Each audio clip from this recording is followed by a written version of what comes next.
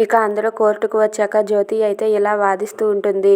Your honour, Sunanda గారు ఇక్కడ ఉన్న బస్తీ మీద బస్తీని ఖాళీ చేసి ఫ్యాక్టరీ కట్టాలని ఆలోచిస్తున్నారు. ఆవిడకి ఆ ప్లేసు, ఆ స్థలాన్ని గవర్నమెంట్ ఇచ్చిందే కాదన్ను, కానీ ఒక్కసారి మానవతావాదంగా ఆలోచించి ఆవిడని నడవమంటే ఆవిడ కుదరదు అని అంటున్నారు. ఈ బస్తీ వాసులేమో మా బస్తీ లేకపోతే మేము ఏమైపోవాలి, రోడ్డున పడాలని వీళ్ళైతే అంటున్నారు. మీరే ఒక్కసారిగా మానవతావాదంగా ఆలోచించి ఈ నిర్ణయాన్ని తీసుకోండి అని చెప్పి జ్యోతి అంటూ ఉంటుంది. అది వినగానే అక్కడ ఉన్న ఆనంది అయితే యువర్ ఆనర్ అని చెప్పి లేస్తుంది. అది చూసి అక్కడ ఉన్న వాళ్ళందరూ అలా చూస్తూ ఉండిపోతారు. ఇక సింహాద్రి సీను వాళ్ళైతే అలా చూస్తూ ఉంటారు.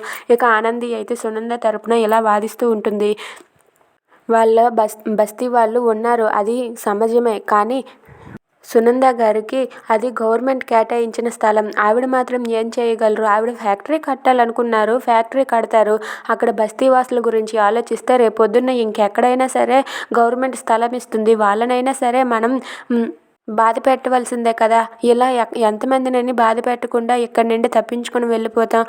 ఆ విషయం కూడా మీరు గుర్తుపెట్టుకొని నిర్ణయం తీసుకోండి యువర్ ఆనర్ అని చెప్పి ఆనంది సునంద తరపున వాదిస్తుంది. అది విని సునంద, శశి, ఆదిత్య అయితే ఒక్కసారిగా చాలా గర్వంగా ఫీల్ అవుతూ ఉంటారు. ఈ మాటలన్నీ విని బస్తీ వాళ్ళైతే ఆ బిడ్డ ఏంది ఇలా మారిపోయిందని చెప్పి అనుకుంటూ ఉంటారు. ఇక ఆనంది అయితే సునంద తరపున గట్టిగా వాదించుతూ ఉంటుంది. ఇదంతా చూసి జ్యోతి మౌనంగా ఉంటుంది.